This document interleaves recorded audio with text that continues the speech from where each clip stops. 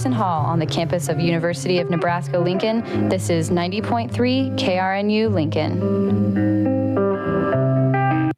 Up the floor to Trey McGowan. He'll lob it for his... On 90.3 KRNU, it's Huskers Hoops Live.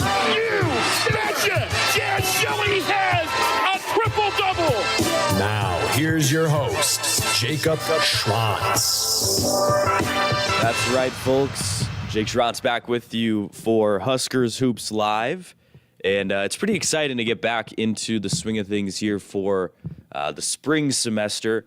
I apologize if I sound a little bit sick. I did catch something over the holiday break, the couple of weeks I was back home with the family, but excited to get back into Husker basketball mode. We've got quite a bit of the season left, a lot of important and fun games to go over, maybe none more important than tonight's matchup, and you can hear that right on KRNU right here at around 8 p.m. Central Time. Nebraska and Purdue going to be going at it. Purdue, the number one team in the country, coming into Lincoln in the snowy, the cold weather here in Lincoln. It should be a pretty fun matchup. Nebraska just lost their most recent game to Wisconsin over the past weekend, so we'll see how they can respond from that road loss into another home game here. They played very well in the last one against Indiana. We'll see if they can kind of bring that momentum forward a little bit. But just going to be kind of catching up on some things on this episode. I'll also be talking with my buddy Camden Cohn in a little bit, maybe the back half of the show, just to talk about this Purdue game, because me and him will be on the air later tonight for Purdue and Nebraska. So we'll be bringing you the action for that game, and it should be a very, very entertaining one. Some late night basketball on KRNU. But yeah, just be kind of going over some of the stuff that's happened in the past few weeks since I've been gone. We had some impressive wins for both Nebraska men's and women's basketball, some impressive individual feats, such as Alexis Markowski recording her 30th career double-double just a few games ago against Wisconsin. Really cool stuff from her. And to be able to do that with this women's basketball team kind of just shows individually where she's at, but also the way that she has been impacting this team for years and the way that she has improved Nebraska basketball since coming here, even just as a freshman. We've seen some Nebraska freshmen like Natalie Potts, even Logan Nisley at times later on this season, Jess Petrie too, who have been able to make a difference as freshmen. But Markowski kind of set the tone from day one since she came into this program. And pretty cool to see that career accomplishment just a few games ago. But I'm not going to be going through every single game and give my thoughts just because there's just been too many games. And some of them, like you think back to the men's game against South Carolina State, yeah, that was a really impressive win, but the level of competition wasn't fantastic, and it wasn't a super engaging performance. That was a very cut and dry, kind of obvious game for Nebraska. So I wanted more focus on just some of the important headlines from the few weeks since I've been off the air, and then we'll get into a little bit what's coming up in the future for Nebraska basketball. So I'm going to start with women's basketball here because we'll be talking men's pretty much the entirety of the back half of the show. But I was looking back, and the last game that I covered on the air on Husker Hoops Live was on December 17th against Southern.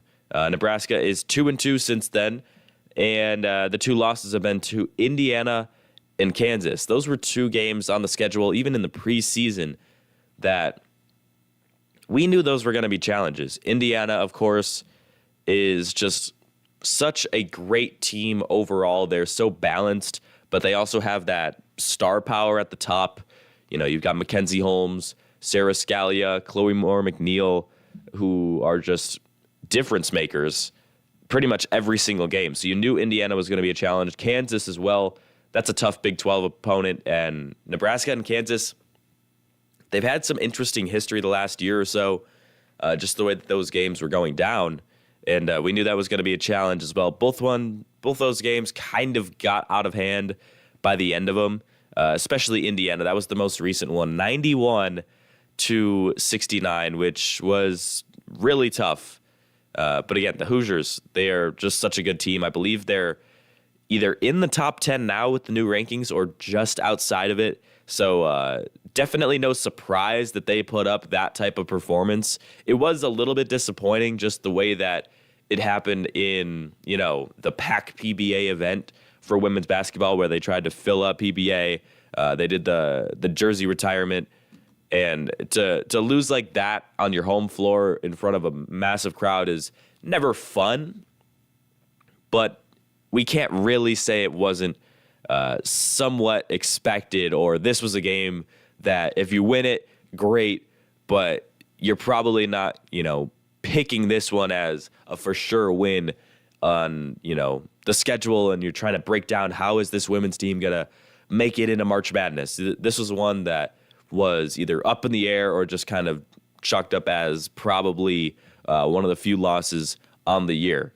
But, watching that game back, they just seem like they are on kind of a step higher talent-wise at this point than Nebraska is. You see that with their national ranking. I mean, you've got Mackenzie Holmes, Sarah Scalia, Chloe Moore McNeil, like I said, but even you can't forget about Sydney Parrish. She had 20 points in that game, and it's such a tough group of players to manage because it's all throughout the lineup. You've got the guards, you've got the forwards. They work inside out. They work pretty quickly offensively, so they move the ball around. It's not a lot of ISO basketball, so the defense doesn't really have that much time to set up, and they just seem to never have a collective off night. And that's kind of why they've been such a consistent team and a consistent scene at the top of college basketball. Nebraska got 21 points from Alexis Markowski, but in this game, only Logan Nisley was in double figures to join her. So you think of some of Nebraska's top players like Jazz Shelley. That's one, of course. You've got Natalie Potts, who has been a top player as well all season.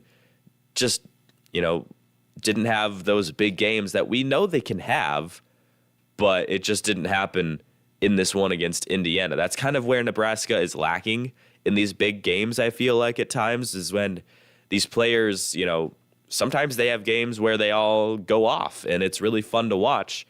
You think back a couple, or maybe last year it was against Maryland, pretty much everybody was shooting on all cylinders. But then you've got games sometimes like this where even with all the momentum and all the fans behind you, just sometimes these top players for Nebraska just don't have it that night for whatever reason.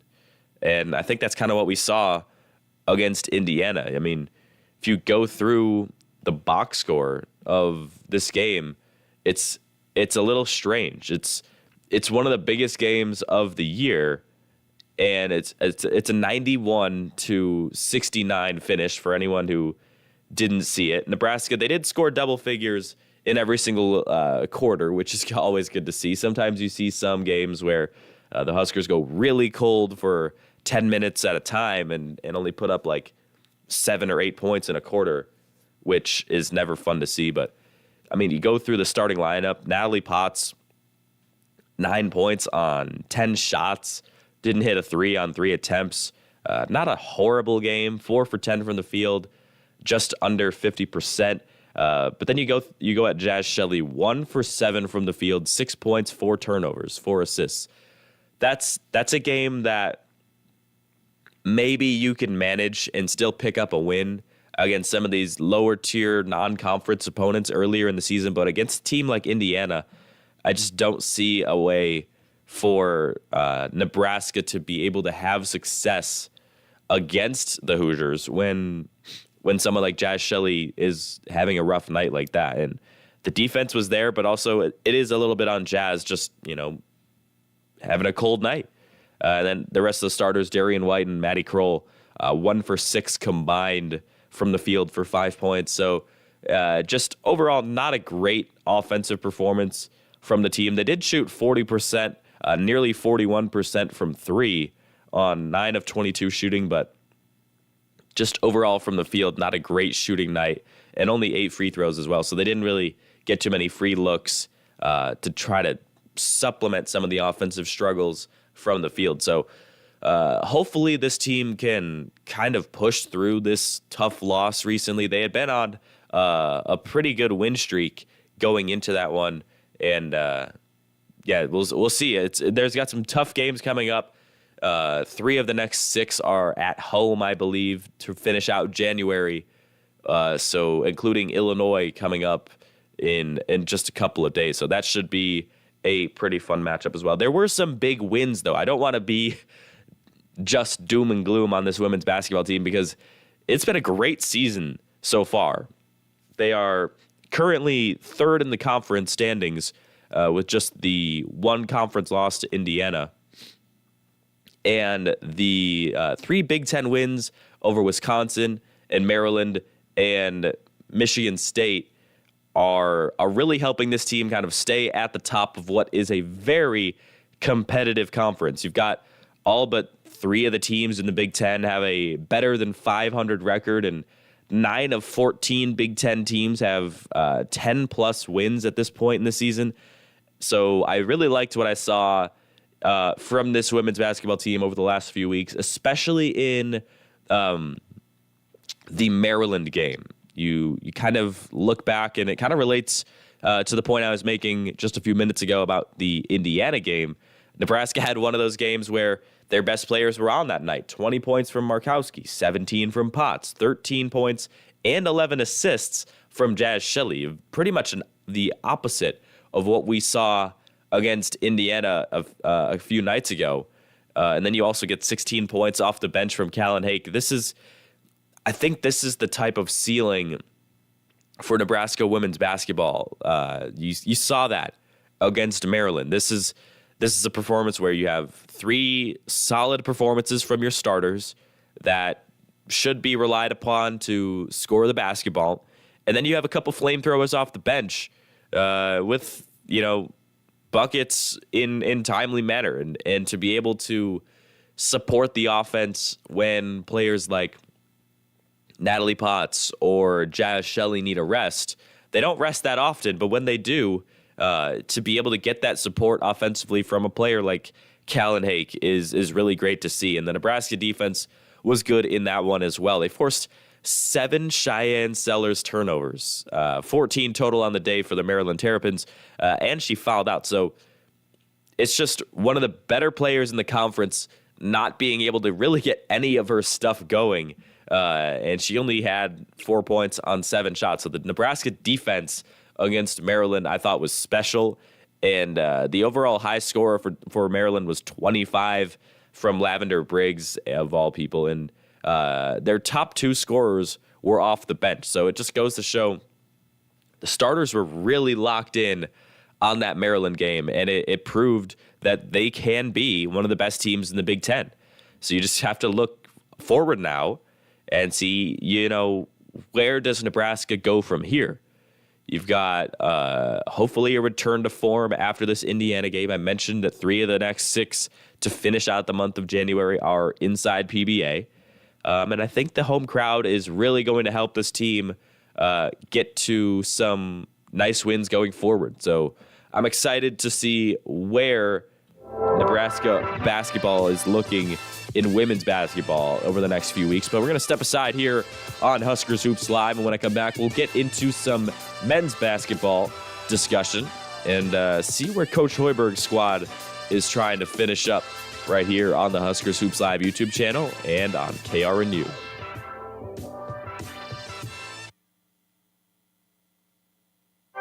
Do you want to make make a difference for kids, for people in poverty, for the environment. Join AmeriCorps and get things done right here in Nebraska.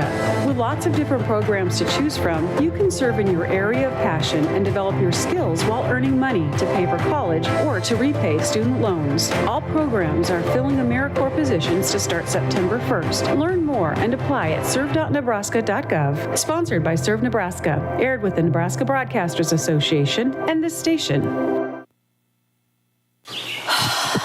Air, fundamental to all living things, and it's all thanks to trees.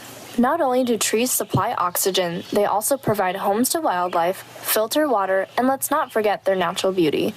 But the trees need your help. The Nebraska Arbor Day Foundation is doing their part to revitalize forests across the country, and you can help. Donate to the Nebraska Arbor Day Foundation today by visiting www.arborday.org. Be that breath of fresh air and ensure forests live on for future generations. If you're experiencing anxiety, depression, grief, or are even just homesick, try talking to a friendly professional at CAPS, your university's counseling and psychological service. They offer individual and group services to any registered student at UNL. International students, that means you too. Just call your university health center on city campus anytime Monday through Friday from 8 a.m. to 5 p.m. The services are easy and confidential, and the best part is the first 3 sessions are free. Go online at health.unl.edu/CAPS. This is Logan. What's up, everyone? Logan's been going to UNL for 4 years now. I know everything that's going on here. Logan is somewhat informed about campus events. Like the football game, and I think there's some kind of election, I think. Don't be like Logan. Pick up a copy of the Daily Nebraskan or follow them on Facebook and Twitter. Not only can you be updated with events on campus, you can read profiles on some of the most interesting people around Lincoln and get unique coverage found nowhere else, because keeping up with the news is one of the most important things a student can do.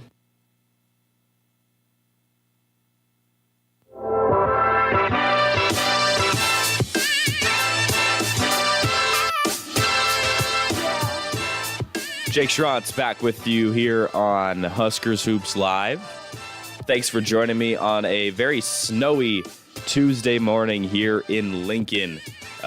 Some weather concerns around the city, and hopefully that doesn't cool off any of the offense for Nebraska tonight as men's basketball hosts the number-ranked team in the country, the Purdue Boilermakers. Fans remember the last time Purdue was here in Lincoln. It was a very entertaining matchup last year for Coach Hoiberg's squad. You see the Keisei Tamanaga 3 on the right wing, very contested to eventually force overtime.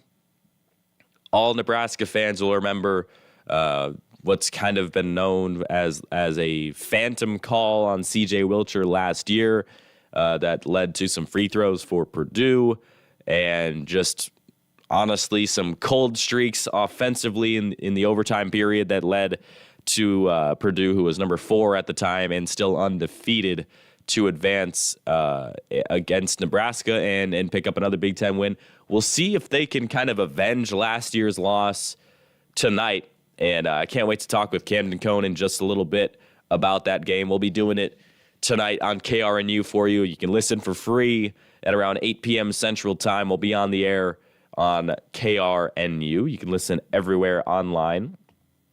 But now let's get into just kind of going over some of the things that's been going on in the world of Nebraska men's basketball since I have been gone. The last game I talked about on the air with you was Kansas State, which is kind of crazy. It feels like so much has happened just in the few weeks that I've been off the air. I mean, you look at the rink mast injury and re-entry into the rotation. You have the big win over Indiana, which hasn't happened since 2019. Nebraska is currently riding a 5-game winning streak, heading into a recent game against Wisconsin, and then they didn't even play bad offensively, and they still lose. So that's kind of where I'll start this discussion. The offense was very solid against the Badgers on the road. You have a 49% shooting night as a team from the field, over 46% from three-point range, over 70% from the free throw line.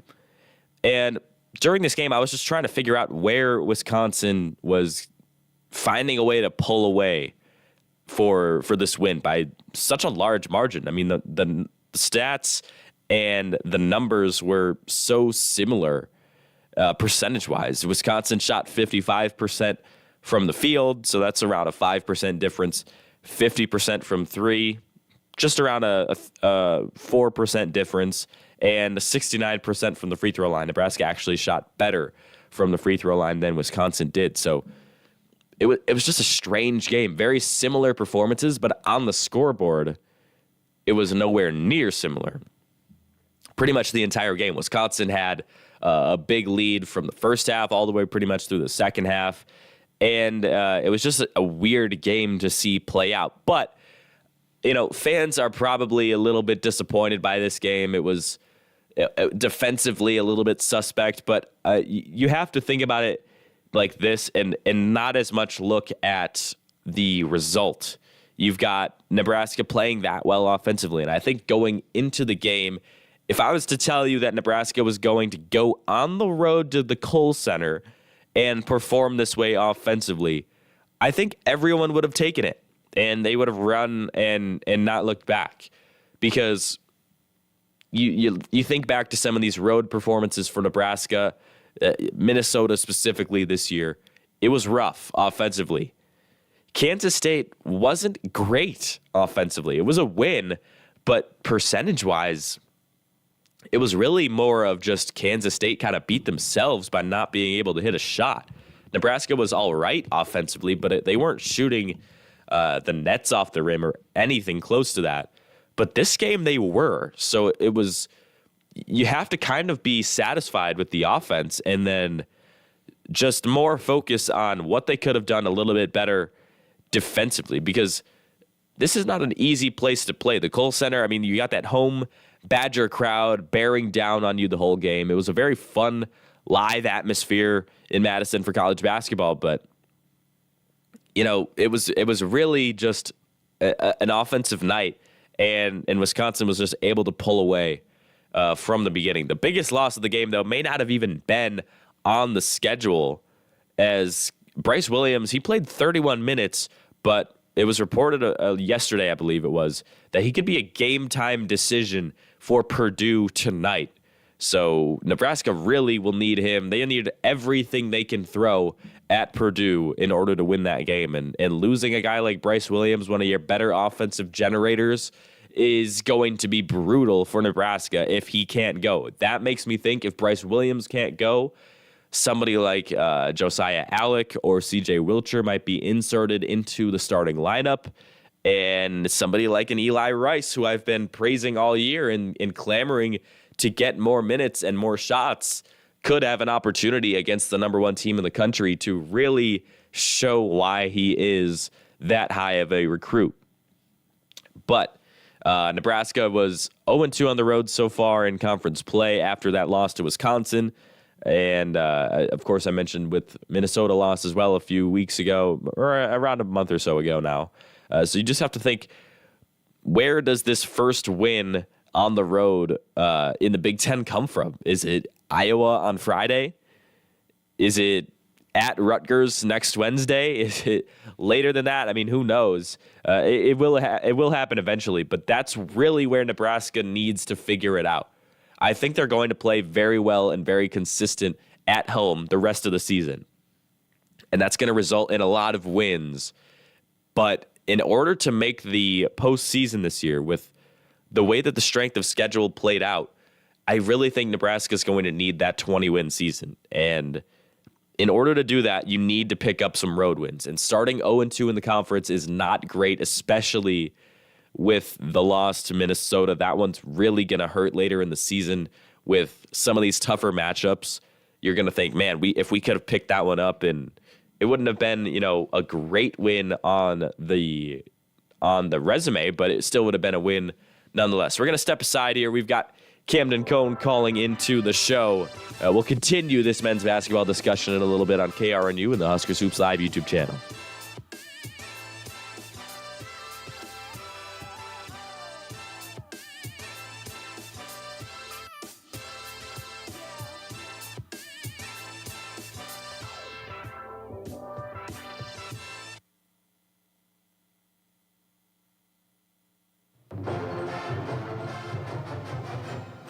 Getting involved on campus, meeting new friends, and networking for the future can seem scary, but Scarlet Guard makes it easy for both graduate and undergraduates. Social events help students connect with others around campus, while the professional events help students network with alumni from around the globe. Possibilities within Scarlet Guard are endless, so join today.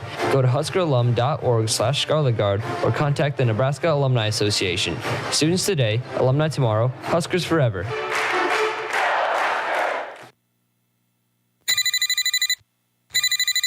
Thanks for calling Jake's Bouncy House. This is Jake. How can I help you? Hi, Jake. My name's Stanley, and I was just wondering if you're hiring. No, we're actually not. Sorry for the inconvenience. Oh, Burt's Bees. I can't find a job anywhere. If you're a college student in need of a job, UNL's Career Services is here to help. With jobs ranging from bouncy house employees to internships, UNL Career Services has a fit for everyone. Visit them on the second floor of the City Union or anytime online at unl.edu/careers. The help you need to make money is at the tip of your fingers.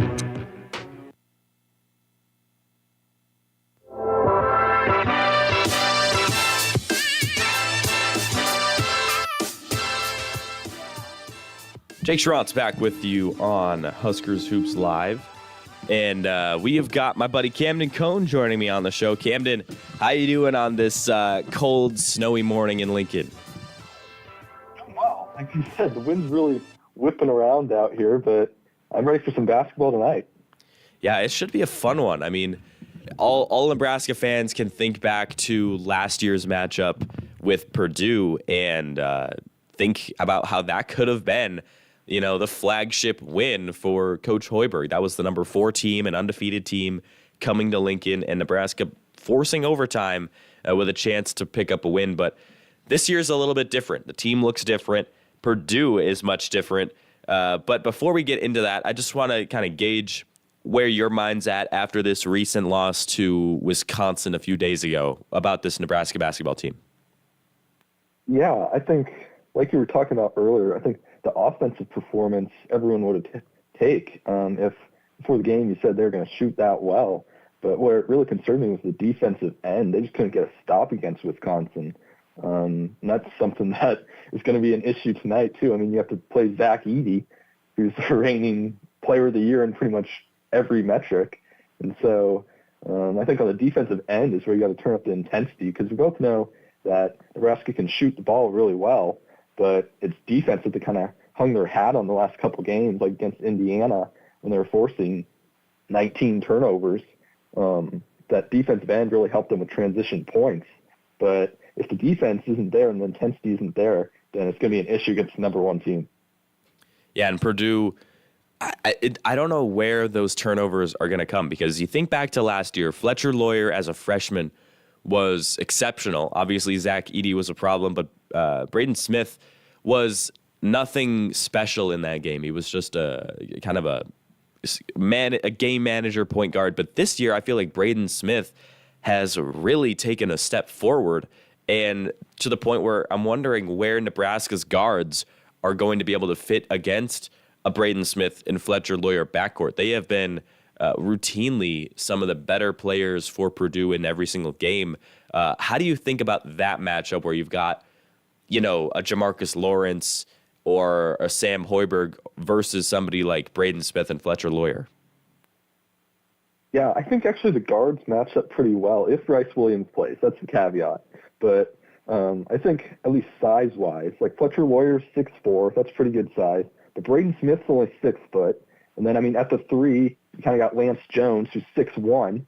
So, I mean, Nebraska would have a height advantage on those 2 guys by playing their guards. So if they play, I think they match up pretty well. But like you said, Braden Smith's taken a huge step forward. He's averaging 13 a game, 5.5 rebounds, and 6.5 assists a game.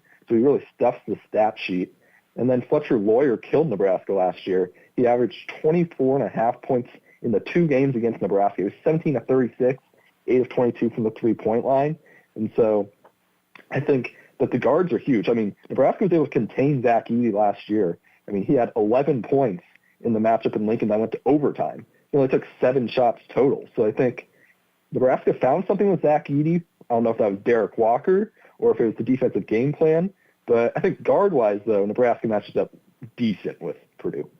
Yeah, I think we can expect, you know, last year there was a lot of double teams out of the post and just, quite frankly, not a lot of room for Zach Edey to work with. And if they can limit the shot attempts, that's really where they can kind of slow him down, force him to do those skip passes to the corner. But it's going to be tough because once you start to focus a lot of defensive energy on a guy like Zach Edey, that's when you start to find open shooters on the perimeter. And Nebraska, just a game ago, already saw the result of leaving shooters open. And Purdue has got quite a few guys who can knock them down very effectively. But it's interesting you bring up Derek Walker because he really went at Zach Edey in both the matchups against Purdue last year. I don't know who on this year's squad is going to do that at least as effectively as Walker did. Do you think that will kind of impact the game much offensively? I think Nebraska's going to have to switch up the strategy a bit. Yeah, I think it will. I mean, your five's Rick Mast, who could bring Zach Edey out on the perimeter. I mean, Edey doesn't like to travel to the three-point line a whole lot. And I think if Mast can start knocking down some threes, like he had a couple against Wisconsin, but if he can start actually knocking down some threes early and get Edey out of his comfort zone and on the perimeter, that could be some backdoor cuts and whatnot and take him out of the paint. But if he's able to just stay in the paint the whole time, he's going to be able to, I guess, really affect Nebraska's guards who are driving, as Edey had 7 blocks last year. So he was huge in that department against Nebraska, as a lot of their smaller guards kept going right at him, and then he just kept blocking them. I think another player that is going to be key for Nebraska, and it's kind of an obvious one because it seems like he's key every game, but Keisei Tominaga, I mean, in last year's matchup, he had that 3 at the end to force overtime. He had a couple of them during the game that were just electric, to say the least. I think Nebraska is going to need basically a repeat of what we saw him do a couple of games ago against Indiana if they want to have really any chance of picking up this win tonight. What do you think about that? Yeah, I mean, Tominaga is huge, especially, I don't know what kind of crowd we're going to get tonight with, like you said, the snowy roads. It's super cold. I mean, the wind chill's going to be single digits for an 8 p.m. start on a Tuesday night. So whatever fans are there, you want Tominaga going pretty early to keep the crowd energized. Because like you said, he had a couple huge threes where you're kind of like, what are you doing when he shoots them from 3 feet beyond the three-point line, and then he sinks it, and the place just goes nuts. Yeah, those are shots that I'm sure Coach Hoiberg would love to sit him down on the bench for to maybe tell him, hey, don't take those crazy shots. But if he's going to hit him, it's almost impossible to take him out. But you also think about how Nebraska's missing a player like Sam Griesel, who did some good, some bad in last year's matchup, but overall was kind of a calming presence offensively. He was able to go into the post and back a guy down. Jamarcus Lawrence isn't that type of guy. He doesn't play that way offensively. He really likes to play fast, get the ball across half court and moving into their sets. And that's a guy I've been defending on this show, but at this point in the season, it's getting difficult to do it at the same level because you see other players around the league who are stepping up and taking that next step. And so far in the year, Jamarcus hasn't been able to take that step that maybe a sophomore like Braden Smith has done. How are you feeling about Jamarcus' season so far? Yeah, I think he's trying to facilitate a lot. I'd like him to take a couple more shots, like actually hunt for his shot a little more. He seems kind of, I don't know, laid back in that aspect, like he's trying to get the ball to Keisei or Rink Mast more than he is hunting for his own shot. But like last year in that overtime game in Lincoln, Jamarcus Lawrence only played 2 minutes. That's something like he wasn't even a factor at this point in the season last year. And so, I mean, he hasn't really had a full year, I guess, if you look at it that way. But like you said, you got other sophomores stepping up like Braden Smith and Fletcher Lawyer. So I don't think we can expect Jamarcus to be at that level, but I think he should be averaging around 10 points a game, I think, at the point guard spot.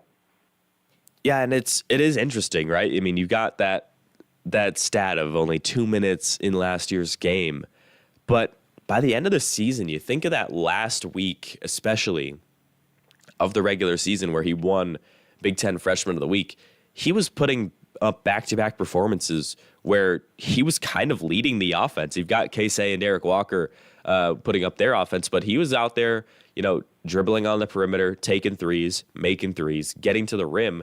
And it's just kind of interesting the way that hasn't been the case this year. A lot of fans probably expected a very linear development from Jamarcus this season, but that so far hasn't been the case. One guy that I also want to talk about as well is CJ Wilcher. He's been pretty good over the last few games. Was a little bit quiet against Wisconsin, but before that, he was on quite a tear. I believe he had 18 points, a season high for him against South Carolina State, and followed that up pretty well against Indiana as well.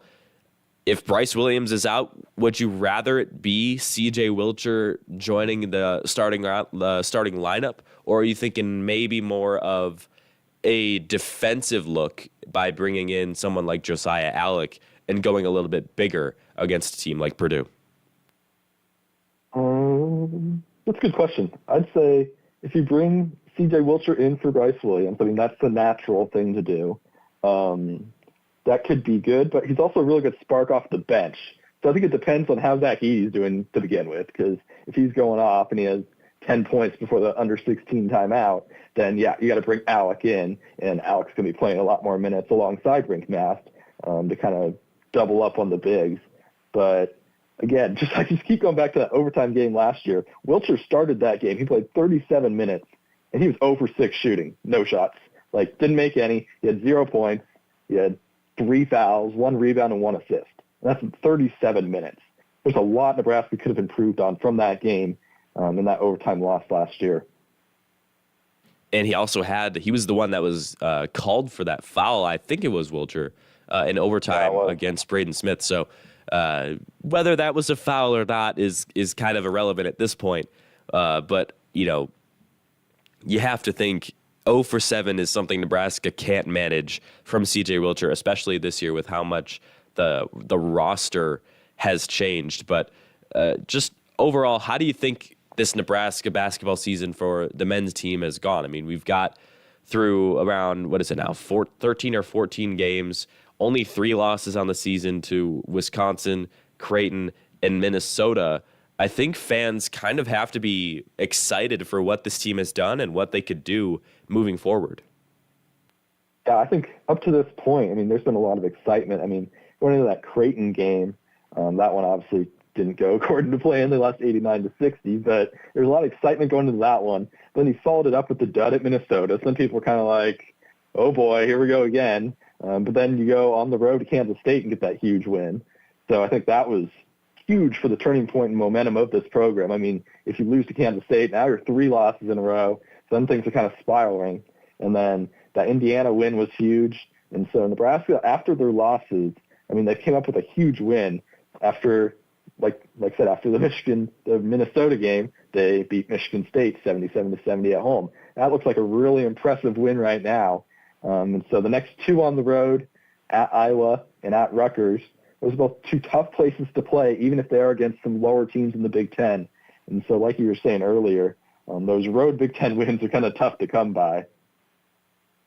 Yeah, that's a good point. I didn't even think about it. There have been a couple of times this year where they've followed up a loss with some big-time wins. And most of the time, those are the wins that are significant on the resume for Nebraska. But just kind of gauge your mind. How do you feel about, I think I said earlier, Nebraska needs 20 wins, I'm thinking at least, in order to make the postseason, whether that be March Madness or the NIT, just because the strength of schedule in the non-conference, while you do have matchups against teams like Creighton and Kansas State, you've also got the South Carolina States and some of these other ones that, yeah, they're wins, but they're not going to do much for your resume as much as a team like Michigan State, where they had a rough record to start, but they were playing teams that are probably going to finish in the top 25, maybe top 15. Yeah, I think 20 wins would be huge. Big Ten tournament's going to be big for them as well. They can't be another one and done and lose to Minnesota again. They got to get a game or 2 in Big Ten tournament, I think, because the schedule's pretty daunting on the road. Any road game in the Big Ten, you're going up against it. Really good atmospheres, and then just really good teams. There aren't really any bad teams in the conference. Look at Minnesota. Minnesota's having a great season. They're at least 2-1 in Big Ten play, maybe even 3-1. So a lot of people thought they were bottom feeders of the Big Ten, but they beat us, and then they just beat someone else the other day. I can't remember who it was, but get to 20 wins. and you're probably going to have to pull an upset on the road to help boost your resume a little bit, but I think 20 would probably be the minimum. Yeah, it's going to be tough, and it's going to have to come with road wins. You can't do that just winning at home, and it's going to be interesting. Now, let's talk for just a few minutes about women's basketball. I know you've been working a few games over the last few weeks over this break, and I say a break in air quotes just because you've been working quite a few games. What are your thoughts on this women's team? They just recently lost to Indiana, but before that, they were looking like one of the top teams in the conference. Yeah, I'm going to start with that Maryland game because I was on the call for that one. That was a really impressive win. I mean, it was just a well-balanced attack. Markowski had a really good game. Potts had a good game. I mean, pretty much anyone you thought of had a good game. I mean, Shelley poured in 13 points. That's something else we can talk about a whole nother day, but Shelley hasn't been shooting as well. She's kind of been facilitating a lot like Jamarcus Lawrence in that aspect, that they're both passing, but we'll leave that. So they won the Maryland game, and then they had a tough one against Wisconsin. They still pulled it out, but that game was a little concerning, I guess. But then, yeah, Indiana won. I mean, Indiana's a really good team. Like you said, they had so many star power players. Like Mackenzie Holmes had the 22 points, Chloe Moore McNeil had 16, Sarah Scalia had 19, and then, yeah, Sydney Parrish, she couldn't miss a three in the first quarter. I think she was 4 of 4, 5 of 5, one of the two in that first quarter. So she ended up with 20 points. There are just so many different players, and Nebraska could be closing out on one of their players for a three, and they'd still make it. So I think that's kind of the difference in the talent level that Nebraska's at. Nebraska is, maybe top 40 team, while Indiana is the top 15 team. Yeah, and that Maryland game was great to see, but to go on the road against Wisconsin, I don't think people, talk about this as much. That the attendance for that Wisconsin game was so bizarre. There were so few people there. It almost looked like a throwback to like the COVID seasons where not that many people could attend, and playing in such a kind of a quiet and not as raucous atmosphere. You go from that Wisconsin game where there's maybe just, 1,000 or a little bit more than that, to the next game at home against Indiana where it's the PAC PBA event. It's just such a up and down feeling in terms of energy provided by that live crowd. So it must have been a challenge to go on the road in that atmosphere, pick up a big win, but then come home and lose on your home floor like that in front of a home crowd that was really pulling for a win. That must have been tough, but it was a pretty cool event to see, Nebraska have that jersey retirement, have that PAC PBA event. Hopefully in the future we can have more events like that, right? Oh, yeah. I mean, with more success, the jersey retirement, I thought that was super cool, and all the alumni that came back for that. Because I grew up in Nebraska, unlike you. So, I remember Jordan Hooper playing and those really good seasons that Nebraska had. And so it was cool to see some of the alumni that came back, like Lindsey Moore. That was another really good player that came back. And, she had a kid, so it was just cool to see, the, trajectory of their careers and just how they are now when I watched them when I was younger. So it was kind of a full circle moment there. And they've got a lot of good things coming up as well. They've got a game coming up, I believe, in about 1 or 2 days. I think it's 2 days from now against Illinois. But then 3 of the next 6 in January are at PBA. So you would think that at least 3 of those would probably finish up as wins. Yeah, Thursday here, January 11th against Illinois. That's Australia night as well. So they'll be showing out for Jazz Shelley at 7 p.m. But then you have a couple road games. You've got Minnesota, you've got Penn State and Iowa. That's a big one on Saturday, January 27th. Probably the biggest road game of the season for Nebraska. Do you see any way that Nebraska is going to be able to slow down Caitlin Clark? Has anyone been able to stop her? No. So, no, you just got to contain her, let her get her 35, 40 points, and then just hope that she's not kicking it out to other people and they're not making their threes. That's pretty much the only way to beat Iowa. Yeah, I'm thinking Iowa is probably going to fit into kind of that same upper echelon of game on the schedule as this recent Indiana one, where it's like you see it on the schedule preseason. You're like, if Nebraska wins, that's a great win, massive on the resume, but you're not going in planning, okay, if we win this one, we've got that one. That should be, 4 wins in January or something. There's no way that anyone who's realistic right now at the position that these two programs are at, where you would look at a road Iowa game and say that's one where Nebraska should pull it out. But don't want to hold on to you too much longer, but we've got a big game coming up tonight against Purdue. Any final thoughts for that one before we're back talking about it in around 12 hours from now? It's tough. The number one team, I think Nebraska and Fred Hoiberg should have some confidence based on last year's overtime loss. Nebraska was right there with them, with a lot of the same guys that went against Zach Edey. So they have 2 games against Zach Edey last year that they can use. And Nebraska, honestly, was one of the teams that held Zach Edey in check. Edey had 11 points in the overtime one at Nebraska, did pull down 17 rebounds, but he's going to get his rebounds. Nebraska forced 5 turnovers, and he had 7 blocks in the game at home for Purdue. That was January 13th. He only had 12 points and 13 rebounds, so well under his season average of 22. So Nebraska's doing something there. So I think Fred Hoiberg has a plan. If they can contain Edey and get Fletcher Lawyer under control, and then you got Casey Tominaga who pours in 30 tonight, then they'll have a chance. Yeah, it's been interesting. I mean, we've seen performances already this year where Nebraska's been able to, hold other teams' top guys down. Like you think back to Kansas State with Arthur Kaluma really not being able to find anything offensively. But then there's performances of the opposite where you've got somebody like Baylor Shireman going off and dropping in, I think it was like 7 or 8 threes against Nebraska inside PBA. So we'll see. Like you said, Purdue and Zach Edey have not had great performances, Zach Edey specifically, against Nebraska over the last year or so, but everything could change tonight. Who knows? And it's a chance for Nebraska with a win to pick up their first top 25 ranking since New Year's Eve of 2018. We'll be bringing you that action on KRNU later tonight, 8 p.m. Central Time, tip-off. But Camden, thanks for joining the show. It's been fun. Yeah, it was great. Thanks for having me on. Yep, no problem, man. I will see you later. That was Camden Cohn joining us on KRNU, but we're going to step aside here on the show, and when I come back, we'll kind of wrap up things, look around the conference, and see where Nebraska stands in the Big Ten here on KRNU and the Huskers Hoops Live YouTube channel.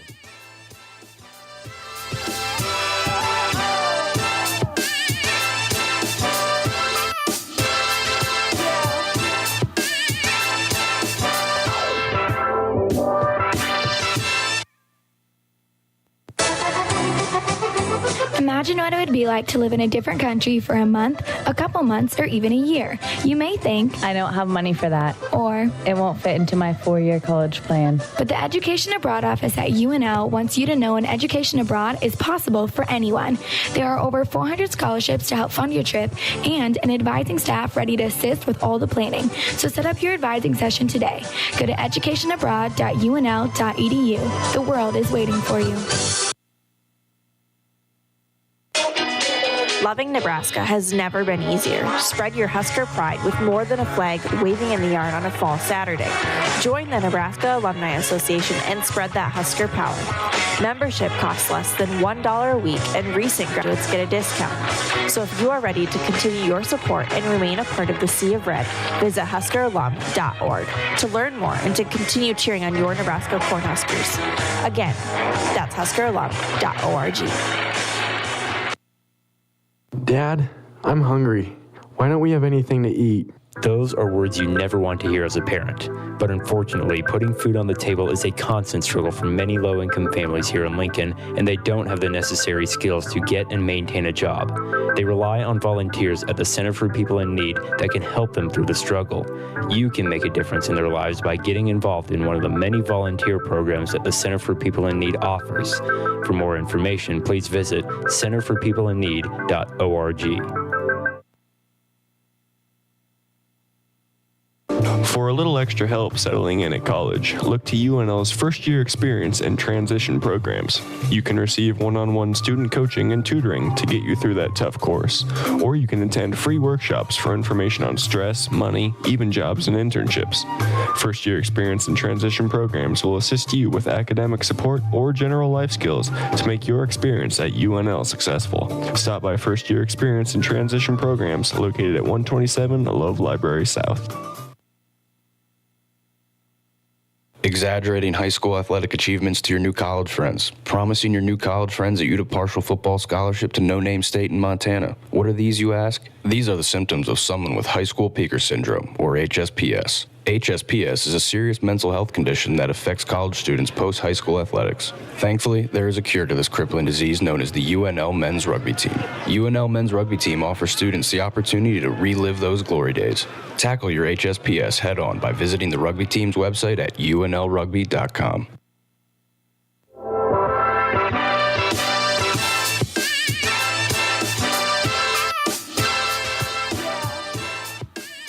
Jake Schrantz back with you on Huskers Hoops Live, wrapping up the 10th episode of this year's basketball season here on KRNU and the Huskers Hoops Live YouTube channel. And as we wrap up here, just want to kind of go over some things around the Big Ten and just kind of see where Nebraska stands. Where does this year's teams just kind of fit into the conference so far? And luckily for the Huskers, it's been pretty solid.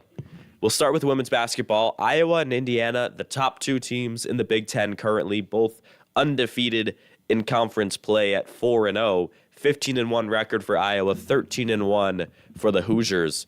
Nebraska right underneath them at 3-1. 11-4 overall in the year. Very strong start for Coach Williams' squad. And with some tough games coming up, if they can pick up some more wins, look out. I mean, Nebraska will be one of the top teams to look at for other programs as they look to make their own postseason success stories this year. Right below Nebraska, you've got two teams that have really impressed me at different times this year. You've got Ohio State at 11-3, 2-1 in the conference. They're currently positioned fourth. And then you've got Michigan at 11-4 overall on the year. They're 2-1 in Big Ten play. Nebraska and Michigan play next week in Lincoln. And that's going to be a pretty fun game on Big Ten Plus. I'll be on the air for that one as well. So make sure you're tuned in for that because that's a big game. The Wolverines are a very solid team. They just recently beat Ohio State during the couple of weeks that I was at home. That was a pretty interesting game to watch. And Ohio State is not a bad team in the slightest. They have got multiple players that can lead them on any given night. So for Michigan to pick up a win against Ohio State, I thought was pretty impressive. So that's the top five in the Big Ten Conference currently for women's basketball. And then after that, you've got teams like Maryland at 6. You've got Michigan State sitting there at 11-3 down in the middle of the pack. That's a team that Nebraska struggles with at times, but did pick up a win over in East Lansing just a few, now it's around a month ago, I would say. So pretty cool to see Nebraska doing this well. It's also crazy thinking back to these games that I've been covering and how long ago they've been since I've been on the air. I mean, the season is flying by, but let's shift over now to the men's side of things. You've got Wisconsin leading the way in the conference at 3-0. They're the only undefeated team in Big Ten play so far left this year. They're on a 4-game winning streak, 11-3 overall after beating Nebraska.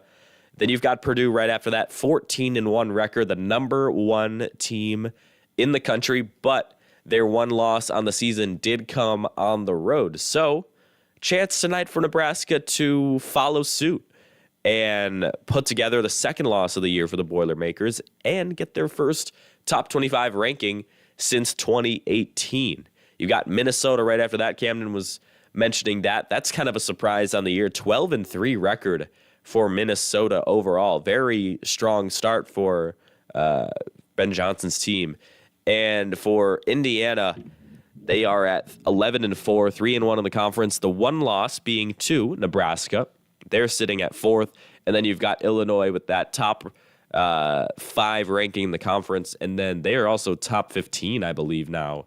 Maybe top 20. I think it was top 15 though in the country in the AP poll this week. Maybe even top 10. So that's the top 5 in the conference currently. Nebraska just outside of it at the 8th best position because they are 2-2 in the conference after losing to Wisconsin. They're right in there with Ohio State and Northwestern.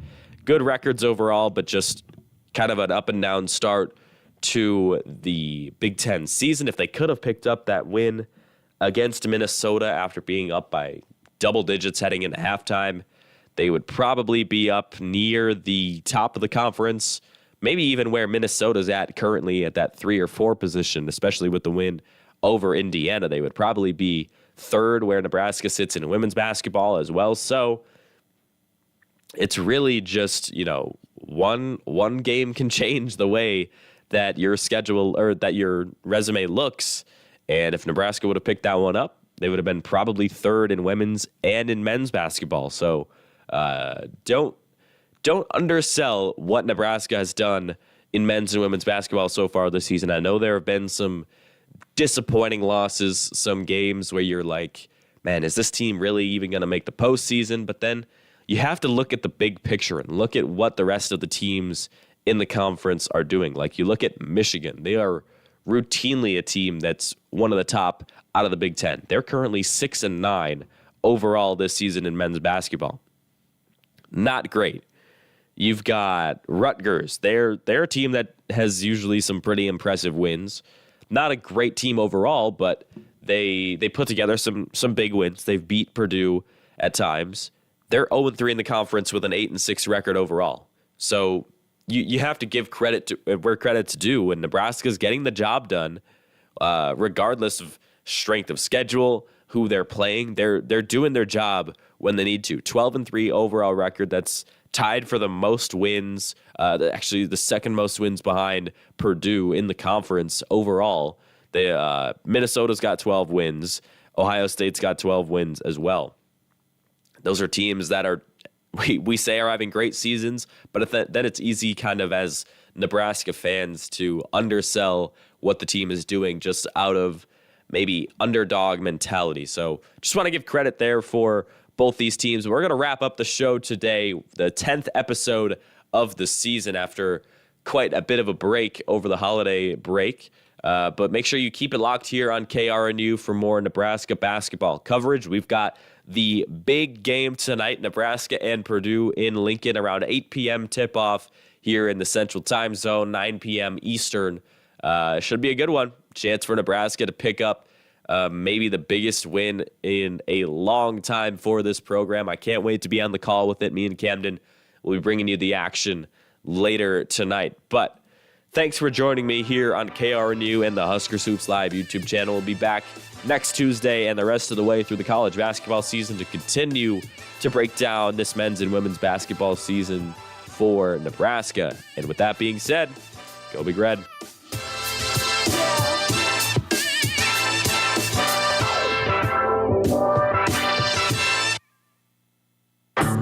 Catch home Husker football and basketball games right here. 90.3 KRNU.